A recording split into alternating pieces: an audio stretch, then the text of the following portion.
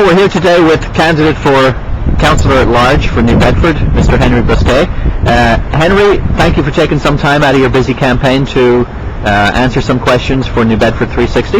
It's my pleasure, Paul. We wanted to start off today by asking you, what is your position on economic development? How are we doing in that regard? What can we do to improve things? Well, I think it's critical for New Bedford to focus on a smart growth movement.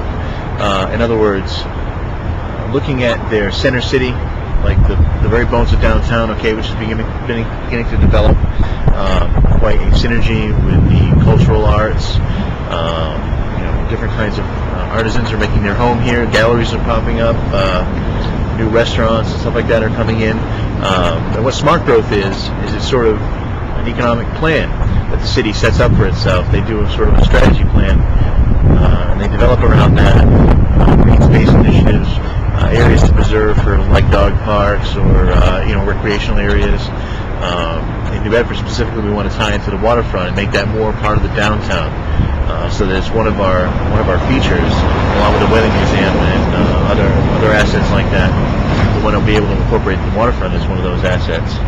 What do you, may I interrupt and ask? Sure. What do you think about the whole notion of a casino here in New Bedford?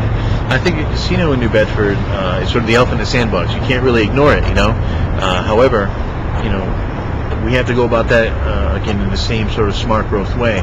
We got to think about a casino as a job incubator and a small business incubator, okay, and make sure that the city makes a proper plan to get money from them through their sure what will be windfall revenues for public safety and infrastructural improvements and things like that. If elected, are you saying that you will be in favor of a casino? You'll be working hard to see it come to New Bedford? I think so. I think I wouldn't be able to ignore it. I think that if it's something that's destined for this area, then I don't think anyone should stand in the way. I think we should make it easy for them to make a home here in New Bedford.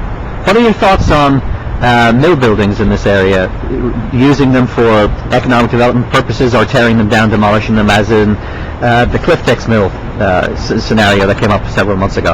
Honestly, Paul, I think that the important part about these mill projects, okay, is to take them on a case-by-case based on all their individual merits, For instance, the Fairhaven Mills is a historical mill in that some of the photographs that were taken there were used to create child labor laws in this country, and I think just that alone is sort of enough of a hook to make it worth saving. And it is kind of an impressive structure. You go inside, you look around. I think that the main mill building anyway should at least be preserved for redevelopment. Although I do think that a public-private partnership is a key thing to develop. In order to get that done, I don't think any one person, if it's the city trying to preserve it, to save it, I don't think any one person should sort of take advantage of that. So you're not saying preserve them all, right? But you're not saying on a case-by-case basis, based on their individual merits, Paul. Lastly, in the economic vein, expansion of the New Bedford Airport. What can you see on that horizon? The research I've done so far, points to New Bedford being positioned, at least regionally or geographically, as a transportation hub. Okay, right now we have this wonderful harbor, deep water harbor, that's protected by the dike. We have a tremendous highway system that we're pretty much right smack in the middle of, and the last real missing component, and we even have a rail system that's up and running. Okay, the last missing component is our air transportation, and I've been talking to people at DHL, UPS, and FedEx, and they seem to be outgrowing and looking for space outside of Boston and Green Airport, Logan and Green. And I think that those are the kind of things that we could bring to New Bedford to provide jobs, economic stimulus, and so we got to extend our runway a little bit, maybe bump out the border of the airport some, but I think it's a worthwhile economic development endeavor. Right. Lovely. Listen, thank you for taking the time to talk to us, and best of luck on the election on November 6th. Thank you very much.